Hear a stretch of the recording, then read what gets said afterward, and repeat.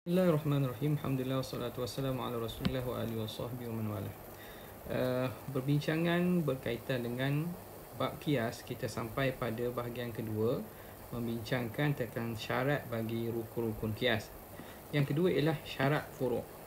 Syurutul far'i. Apakah syarat fara'?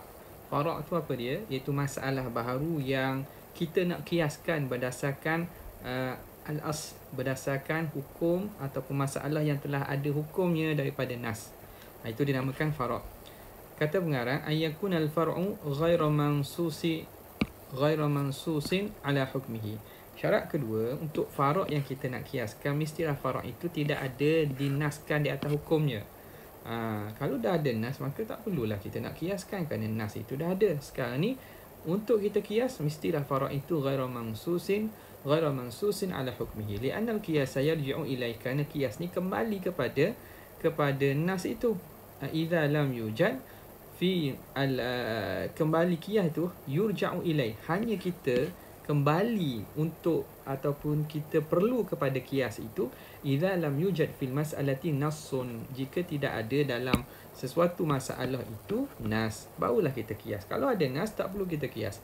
Wa minal muqarrari 'inda al-usuliyyin, dan antara perkara yang telah termaklum, muqarrar ni makna telah maklum di sisi ulama usul, anna la ijtihada fi ma'radin nas. Ini biasa kita dengar mustalah ataupun kaedah ini, la ijtihada fi ma'radin nas, tidak ada ijtihad fi ma'radin nas, pada pembentangan nas. Kalau perkara dah dibentangkan nas, dah diadakan nas, nasnya ada, maka tak boleh kita nak berlaku ijtihad, sebab nas dah ada menentukan hukum. Fa idza wujida nasu, maka jika didapati ada nas, fala ma'na lil qiyas, maka tak ada makna kita nak qiyas lagi. Wa ala hadza, maka di atas ini, fa qaulu qail, maka perkataan orang yang berkata inna itqar raqabati ghairi mu'minah, memerdekakan. Raqabah ni hamba yang tidak beriman, hamba yang bukan muslim. La tujzi'u, tidak memadai, fi kafarati al-yamin, pada kafarah yamin, pada masalah kafarah sumpah. Kerana sumpah, apabila seorang tu bersumpah dan dilanggar, maka dia kenakan kafarah. Kafarahnya apa? Berdasarkan firman Allah Ta'ala, la yu'akhidhukumullahu billaghwi fi aymanikum walakin yu'akhidhukum bima aqadtumul ayman fakaffaratuhu, maka kafarah yamin, fakaffaratuhu it'amu 'asharati masakin min awsati ma tut'imuna ahlikum aw kiswatuhum aw tahriru raqabah. Okey, jadi dalam pilihan kafarah yamin, kafarah sumpah, antaranya ialah memerdekakan hamba. Jadi di kafarahnya, antara pilihannya ialah memerdekakan hamba. Maka ada yang mengatakan memerdekakan hamba yang tidak mukmin itu tidak memadai, tidak cukup pada kafarah yamin, mesti dimerdekakan hamba yang mukmin, hamba yang Islam. Hamba yang kafir tak boleh. Qiyasan ala kafaratil khata'i, kerana dikiaskan di atas kafaratil khata'. Kafarah al-khata', kafarah bunuh secara tidak sengaja. Dalam masalah pembunuhan tidak sengaja kan, wa man qatala mu'minan khata'an fatahriru raqabatin mu'minatin wadiyatun. Sini yang datang fi qawlihi wa man qatala mu'minan khata'a, siapa yang membunuh seorang Islam yang secara tersalah, bunuh khata' ni, bunuh secara tersalah, maka kafarahnya fatahriru raqabatin mu'minah, hendaklah dimerdekakan hamba yang mukmin, hamba yang beriman. Okey, sekarang ni masalah kafarah yamin ini, adakah hamba itu disyaratkan hamba yang muslim, beriman? Jadi ada pandangan yang mengkiaskan bahawa merdekakan hamba itu disyaratkan yang muslim dan beriman pada masalah kafaratul yamin, kerana dikiaskan pada masalah bunuh dengan sengaja, bunuh dengan tidak sengaja, kafarahnya ialah dimerdekakan raqabah mukminah, hamba yang mukmin. Maka wa ala hadza qaulul qail, pandangan orang yang berpandang begini, qiyasun ghairu sahih, kata pengarang, itu dia qiyas yang tidak sahih. Kias yang tidak kena, kata dia. Limukhalafatihi, kerana dia menyalahi linnasil waridi fi kafaratil yamin, kerana dia menyalahi bagi nas yang datang pada masalah kafarah yamin. Wa huwa qauluhu ta'ala, ini ayat yang kita baca tadi, la yu'akhidhukumullahu billaghwi fi aymanikum. Allah Ta'ala tidak mengambil kira yang perkataan lara pada sumpah kamu. Sumpah yang lara tidak dikirakan, tidak diambil kira.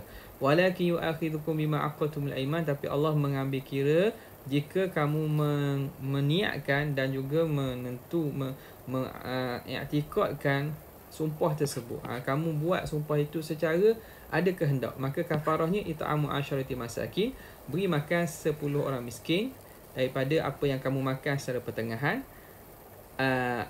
Tut'imuna ahlikum, ataupun kiswatuhum, apa yang kamu beri makan kepada ahli kamu, maka kita yang boleh beri kafarah dengan memberi makan kepada 10 orang fakir miskin. Ataupun kiswatuhum, beri pakaian, au tahriru raqabah, atau merdekakan hamba. Sini. Maka dalam ayat ini disebut tahriru raqabah sahaja, tidak disebut raqabatin mukminah. Maka farraqabatu fi hadzal nas, maka raqabah dalam nas ini mutlaqatun, dipanggil lafaz yang mutlaq. Mutlak ni makna tidak ada qaid. Dia sebut raqabah saja, tu makna mutlak. Kalau diqaid makna raqabah mukminah. Raqabah mukminah tu dipanggil qaid. Jadi di sini dalam ayat ini Allah Taala sebut raqabah. Farraqabatu fi hadzal nasi mutlaqatun ghairu muqayyadatin, tidak dikaitkan biwasfil iman, dengan sifat raqabah yang beriman. Fala yajuzu taqyiduha, maka tidak boleh kita kaitkannya dengan syarat beriman. Mesti tak boleh kita katakan wajib hamba yang mukmin juga. Qiyasan ala kafaratul khata', kerana dikiaskan di atas kafaratul khata'. Jadi istidlal ni ialah istidlal bagi mazhab Hanafi. Istidlal bagi mazhab Hanafi. Ingat, dalam mazhab kita kias kat juga sini. Kita di sini kita bukan dalam kaedah dipanggil hamlul mutlaqi 'alal muqayyad. Dalam mazhab kita Syafi'i, disyaratkan merdekakan ialah merdekakan hamba yang beriman, hamba yang muslim. Kerana apa? Kerana kaedah hamlul mutlaqi 'alal muqayyad. Di sini lafaz ini datang secara raqabah secara bersendirian. Maka dalam ayat lain didatangkan raqabah mukminah. Maka di sini ditanggungkan lafaz mutlaq ini ke atas maksud lafaz muqayyad tadi. Okey. Ala kulli hal, ini contoh je lah. Jadi kita nak tahu sebagai contoh. Contoh ini sah dalam mazhab Hanafi. Yang seterusnya, yang kedua, antakuna illatul asli, hendaklah illah bagi asal itu mawjudatan fil far'i, illah bagi asal itu ada pada fara'. Lianna syarta ta'addil hukmi, kerana syarat ta'addi, syarat mesti melangkaui hukum kepada fara' itu ta'addil illah, mesti illah itu muta'addi juga, bukan illah itu hanya tetap pada asal saja. Fala budda an takuna al-illatu fil far'i nafsal illatil mawjudati fil asli, tak dapat tidak, illah yang ada pada furu' itu mesti illah yang sama ada pada asal. Allati btana 'alaiha al-hukmu, yang dibina di atasnya hukum. Li'anna al-far'a idza lam yakun musawiyan, kerana furu' itu kalau dia tidak sama bagi asal, fil illati, pada illah, imtana'at taswiyatuhu, maka tidak boleh kita samakannya fil hukmi. Li'anna hadhihi taswiyata, kerana penyamaan ini, ai ta'diyatul hukmi minal asli ila al-far'i, iaitu kita langkaukan hukum daripada asal kepada furu', taqumu ala asasil mumasalah, dia dibina di atas asas mumasalah, persamaan di antara keduanya fil illah. Fa idza imtana'at, apabila tidak ada imtana'atil musawah, tidak ada persamaan, imtana'atil mumatsalah, tidak ada mumatsalah, imtana'atit taswiyah, maka tak boleh kita samakan fil hukmi, pada hukum.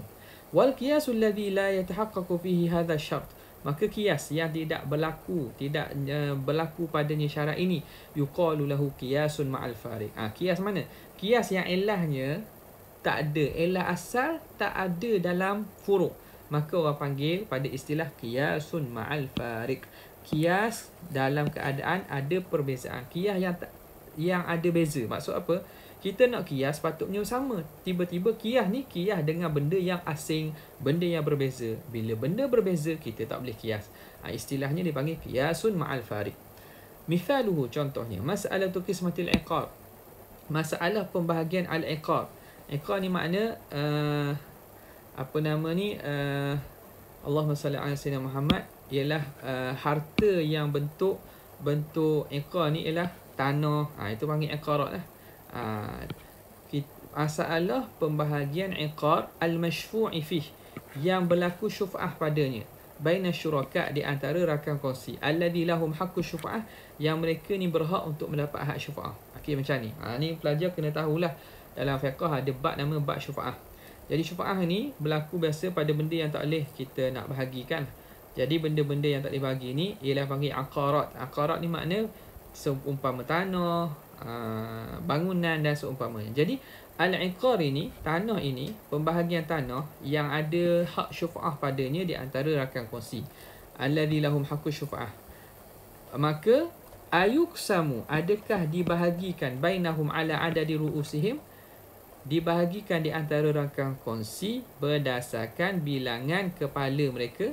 Makna bagi sama rata lah ni, ikut berapa orang ada, bagi banyak tu. Itu dipanggil yuksamu ala adadi ru'usihim.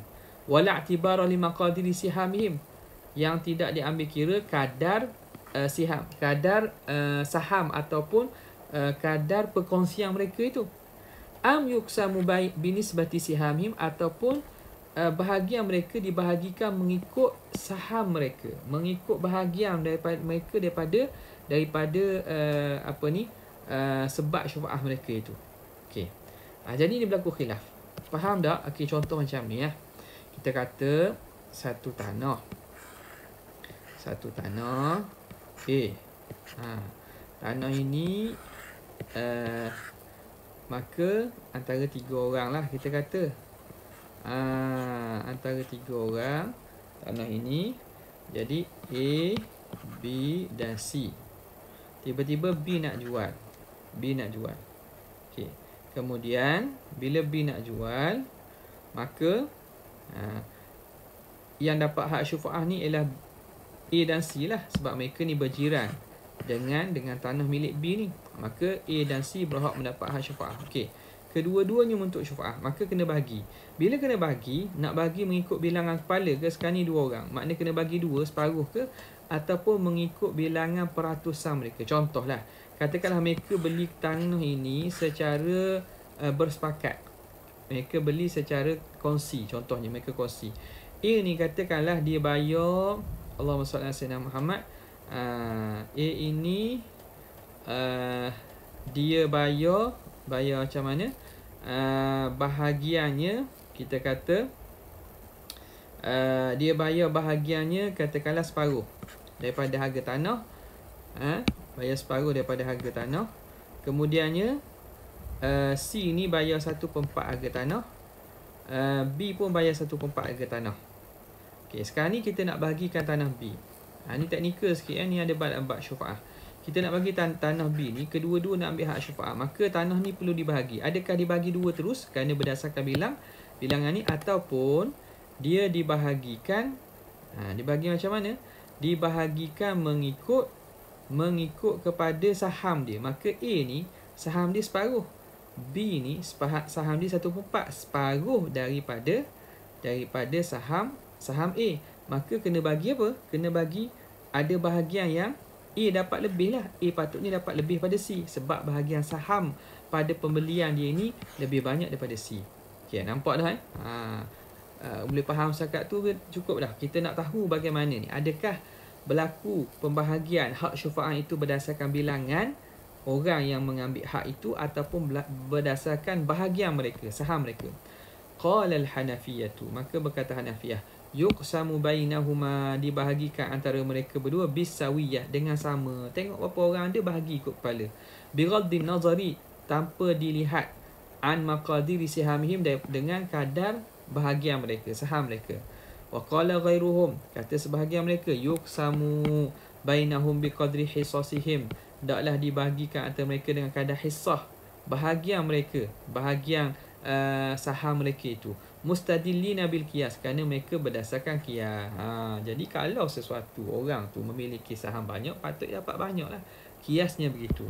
Bi'tibari annal mal ma'khudha bisyuf'ah, dengan diambil kira bahawa harta yang diambil dengan syuf'ah yushbihu, menyamai ghillatal malil mamluk, menyerupai ghillatal malil mamluk, Ghillah ni makna hasil. Hasil harta yang dimiliki ala wajhi syirkah ataupun syarikah, atas jalan perkongsian. Okey, andai kata dalam masalah, kita kata masalah perkongsian modal syarikat kan, jika A, B dan C dia buat satu perusahaan syarikat, maka katakanlah A modalnya separuh, ni B dan C.